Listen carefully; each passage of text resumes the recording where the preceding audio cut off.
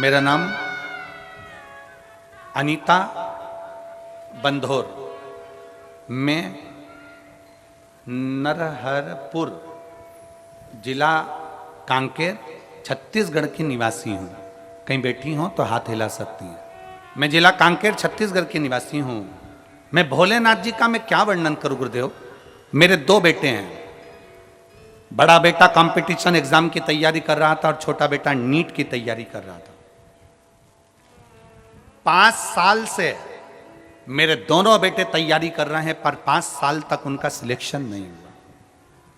ना तो competition exam में मेरे बड़े बेटे का हुआ, ना नीट में मेरे छोटे बेटे का हुआ।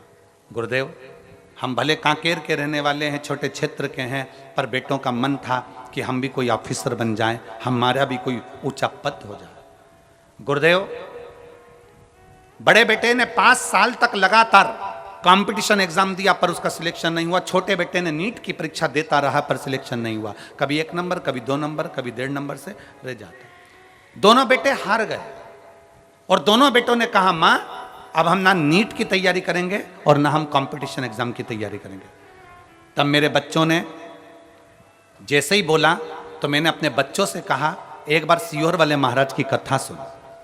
हमने टीवी चालू कर हम आपको पहचानते नहीं थे, जानते नहीं थे। दूसरे के कहने पर हमने टीवी चालू करी, आस्था चैनल पर आपकी कथा सुनी। कथा सुनते ही मेरे बच्चों को सुनाई और मेरे बच्चों ने कह दिया, सीहोर वाला महाराज कहता है कि मेहनत को 4 गुना बढ़ाओ, अपनी लगन, अपने कर्म को, अपनी मेहनत को चौगुना करो और चौगुना मेहनत कर शंकर को जल चढ़ाओ। मेहनत को चौगुना करना है। अब मेरे बेटे ने कंपटीशन एग्जाम की तैयारी करी और छोटे बेटे ने नीट की तैयारी करी और दोनों ने अपनी मेहनत को 4 गुना कर दिया। मैं और मेरे दोनों बेटे, हम तीनों शंकर जी के मंदिर में 1 लोटा जल चढ़ाने के लिए जाने लगे और रोज जल चढ़ाने जाते। जब मेरे बेटों का एग्जाम आया, बीच वाली पत्ती पर शहद लगाया और शहद लगाकर शंकर को लगाकर मेरे बेटे कंपटीशन एग्जाम में बैठ गया और दूसरा बेटा नीट की परीक्षा में बैठ गया। आज मैं बाबा को धन्यवाद देने आई हूँ। जो बेटा मेरा कंपटीशन एग्जाम में बैठा था वो रेलवे का बहुत बड़ा पदाधिकारी बन गया और छोटा बेटा जो नीट की परीक्षा दे रहा था वो मेडिकल कॉलेज में सिलेक्ट हो गया।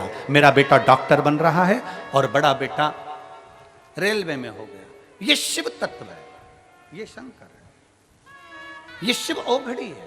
तो बड़े ये एक स्मरण हमारे भीतर रहे कि हमारी मेहनत, हमारी लगन, हमारा परिश्रम 4 गुना होना चाहिए।